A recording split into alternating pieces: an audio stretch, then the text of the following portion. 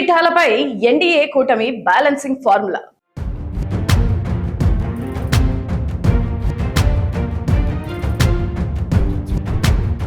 సార్వత్రిక ఎన్నికల వేడి చల్లారక ముందే ఆంధ్రప్రదేశ్ రాజకీయ ముఖ చిత్రంపై మరో మహా సంగ్రామానికి తెరలేవబోతుంది. అదే మున్సిపల్ ఎన్నికలు. కానీ ఈసారి స్టోరీలో ఒక రేంజ్ ట్విస్ట్ ఉంది. ఆ ట్విస్ట్ ఎన్డీఏ కూటమికి ప్లస్ అవుతుందా, లేక సీట్ల పంపకంలో కొత్త తలనొప్పులు తెస్తుందా?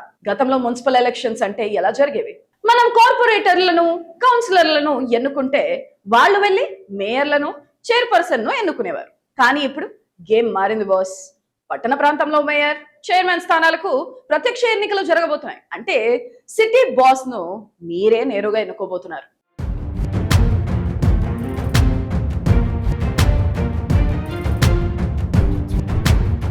సరిగ్గా ఇక్కడే అసలు రాజకీయం మొదలైంది. ప్రజలే నేరుగా ఎన్నుకుంటారు కాబట్టి ఎన్డీఏ కూటమిలో అభ్యర్థి ఎంపిక అత్యంత కీలకంగా మారింది.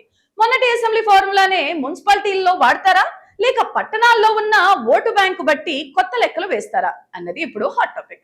ఒక మేయర్ సీటు లేదా చైర్మన్ సీటు ఏ పార్టీకి దక్కాలి అన్న దానిపై కూటమిలో భారీ కసరత్తు జరుగుతుంది. పట్టణాల్లో తమకు మంచి పట్టు ఉందని భావిస్తున్న జనసేన, అలాగే కొన్ని ముఖ్యమైన సిటీల్లో స్ట్రాంగ్ గా ఉన్న బీజేపీ ఈసారి గరిష్ట స్థాయిలో మేయర్, చైర్మన్ సీట్లు తమకే కావాలని గట్టిగానే పట్టుబట్టే ఛాన్స్ ఉంది. మరోవైపు క్షేత్రస్థాయిలో పార్టీ జెండా మోసిన ద్వితీయ శ్రేణి నాయకులు, మాకు కనీసం డిప్యూటీ మేయర్ లేదా వైస్ చైర్మన్ అయినా దక్కాల్సిందే అని అధిష్టానాలపై తీవ్ర ఒత్తిడి తెస్తున్నారు. కూటమి ఐక్యత దెబ్బతినకుండా ఒక బ్యాలెన్సింగ్ ఫార్ములాను రెడీ చేస్తున్నట్లు ఇన్సైడ్ టాక్.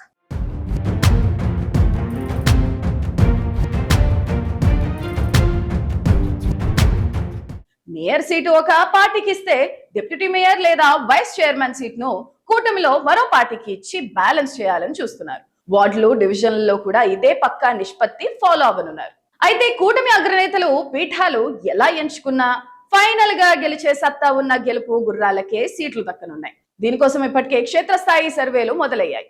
ఆ సర్వేల ఆధారంగానే తుది నిర్ణయం రాబోతుంది.